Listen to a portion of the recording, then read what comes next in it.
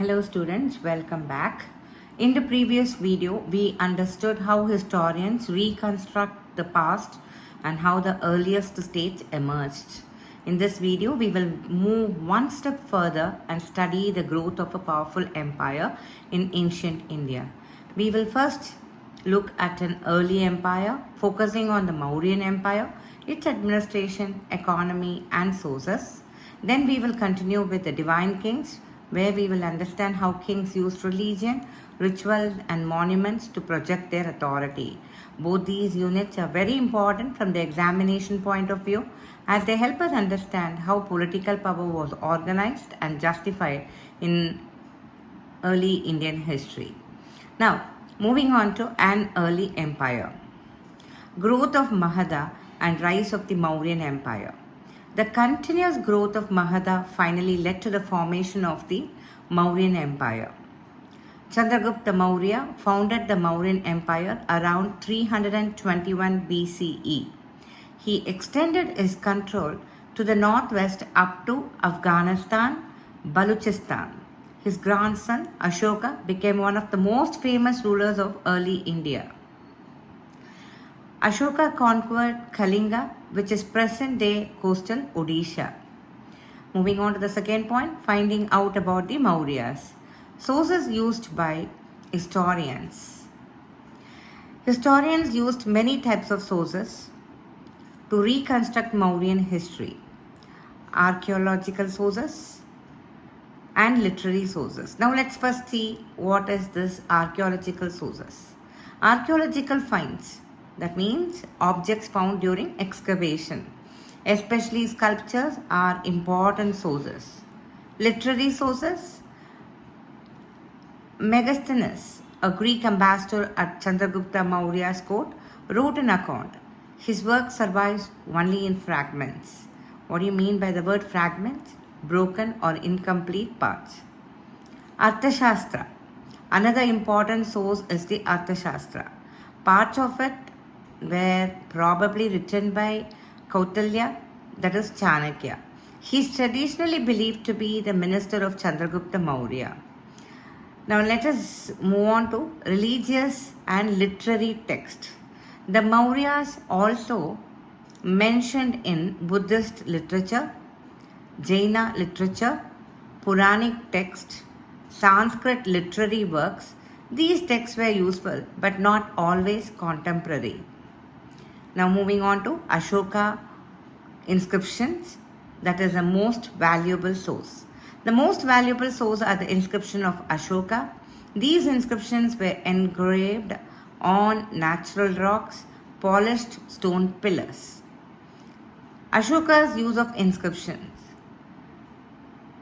This gives us a clear detail that Ashoka was the first ruler to inscribe messages on stone for subjects and for the officials. Through inscriptions, he spread the idea of Dhamma. What is the meaning of Dhamma? Ashoka's Dhamma included respect for elders, generosity towards Brahmins, kindness towards those who renounced worldly life, kind treatment of slaves and servants, respect for all religions and tradition. So this is the end of this topic, finding out about the Mauryas. Shall we start with the next topic, administering the empire, under which we are going to talk about the major political centers. The Mauryan Empire had 5 major political centers. First one is Patliputra, that is the capital. Taxila comes the next. Ujjaini, Tosali, Swarnagiri. These centers are mentioned in Ashoka's inscriptions. Uniform administration, which was unlikely. Why? Why? Because it had a diverse regions. The empire covered very diverse regions, like say from hilly Afghanistan till coastal Odisha. So Ashoka's inscriptions carried similar messages across the empire. However, historians believe a uniform administrative system was unlikely. I gave you the reason because the empire covered very diverse regions. and that is why there was no uniform administration, which was very unlikely there. Areas of strong control, administration control was strongest near the capital, the provincial centers. These centers were carefully chosen. Importance of provincial centers, Taxila and Ujjaini were located on important trade routes. Swarnagiri, that means Golden Mountain. It was likely important for accessing gold mines in Karnataka. Communication and transport. The communication happened through land routes and river-based routes, was essential for maintaining the empire. Journeys from the capital to provinces could take weeks or even months. The next thing that we are going to study is the role of the army. Long journeys required provisions and protection. Therefore, the army was crucial for security, control over distant regions. Now let's see Megasthenes on military organization. Megasthenes mentions a committee with 6 subcommittees for military management. Those were navy, transport and provisions, foot soldiers, horses, chariots, elephants. Now moving on to duties of the transport subcommittee. What did they do? It arranged bullock carts for equipment, procured food for soldiers, arranged fodder for animals, recruited servants and artisans. Now let's see what is the Dhamma as a unifying force. What is the role that Dhamma played as a unifying force? Ashoka tried to unite the empire by spreading Dhamma. He even went in to an extent in appointing Mahajanapadas who used to, they are the special officers. Their duty was to spread the message of Dhamma, and he believed Dhamma ensured well-being in this world, well-being in the next world. So that is all about this topic, administering the empire. Now we will look into the topic, how important was the empire. Mauryan Empire as a landmark.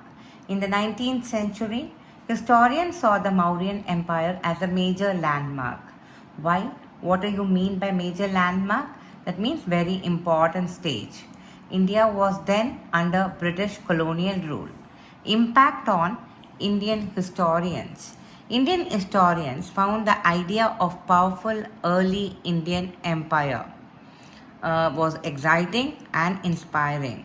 Art and architecture. Mauryan remains, especially stone sculptures, were seen as example of spectacular imperial art. Uniqueness of Ashoka. Ashoka's inscriptions were different from other rulers. They showed him as powerful, hardworking, humble. He did not use grandiose titles. What do you mean by grandiose? That is very proud or exaggerated. Ashoka as an inspiration. Nationalist leaders of the 20th century admired Ashoka. They saw him as an inspiring historical figure. Limitation of the Mauryan Empire. The empire lasted for only about 150 years. This is a short period in the long history of the subcontinent. It did not cover the entire subcontinent. Control within the empire was not uniform everywhere. Decline and new powers. By the 2nd century BCE, new chiefdoms, new kingdoms emerged in many parts of the subcontinent. The next unit is new notions of kingship, under which we are going to study chiefs and kings in the south. The first point, emergence of new kingdoms. New kingdoms emerged in the Deccan and further south. Important chiefdoms were Cholas, Cheras and Pandyas. They were located in Tamilakam. What do you mean by the word Tamilakam? Ancient Tamil country including present-day Tamil Nadu and parts of Andhra Pradesh and Kerala. These kingdoms were stable and prosperous. Let's look into the meaning of a chief. A chief was a powerful man. His position may or may not be hereditary. He derived support from his kinfolk. What do you mean by the term kinfolk? Kinfolk are the relatives or family members. Functions of chiefs.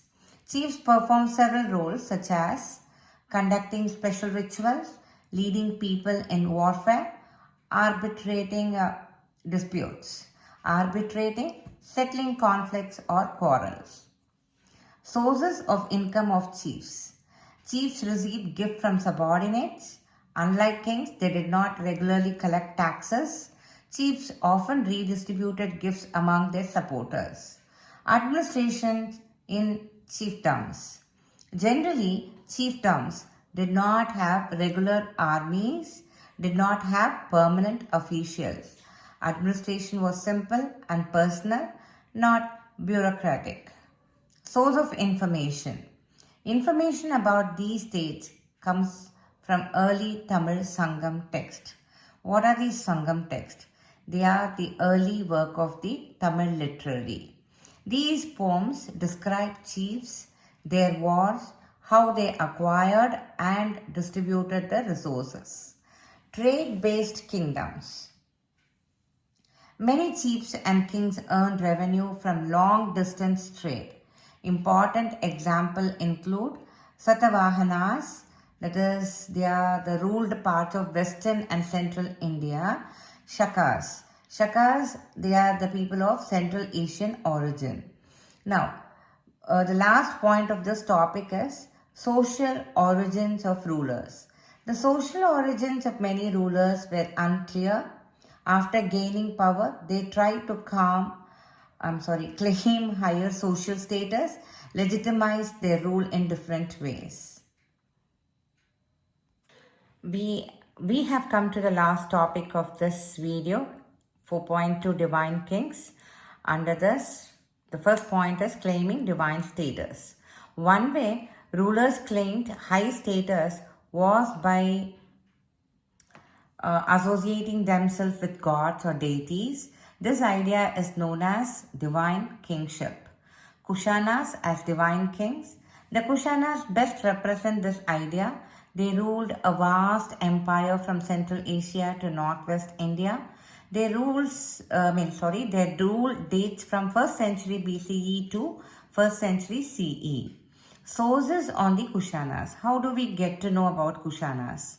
We get to know them through inscriptions, textual traditions. Their ideas of kingship was best seen in coins and in sculpture. Colossal statue. What do you mean by the term or this word colossal? Colossal means huge. Huge statues of Kushana rulers were found in a shrine at Mat near Mathura, that is in Uttar Pradesh, in a shrine in Afghanistan. Some historians believe this shows Kushana rulers considered themselves godlike. Title of Devaputra. Many Kushana rulers used the title of Devaputra.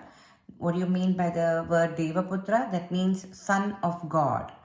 This idea was possibly inspired by Chinese rulers who called themselves sons of heaven. Rise of larger states. By the 4th century CE, larger states emerged. The most important was the Gupta Empire. Role of Samantas. Gupta rulers depended on Samantas. Samantas, who were there? They were the powerful local chiefs or landholders. What were their roles?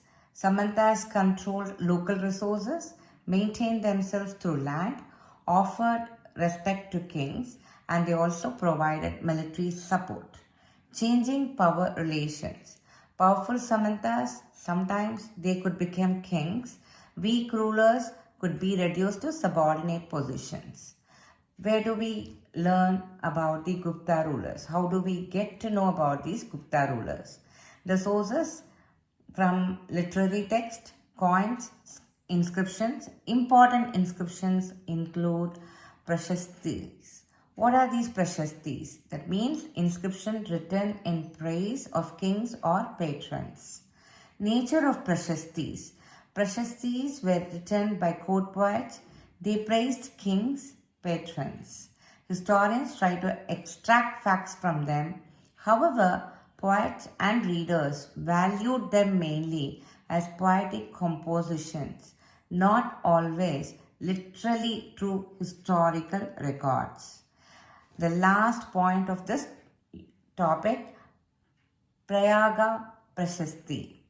The Prayaga Prashasti is also called the Allahabad Pillar inscription. It was composed in Sanskrit by Harisena. Harisena was the court poet of Samudragupta. Samudragupta was one of the most powerful Gupta rulers who ruled in the 4th century CE. This inscription is a key example of royal praise literature.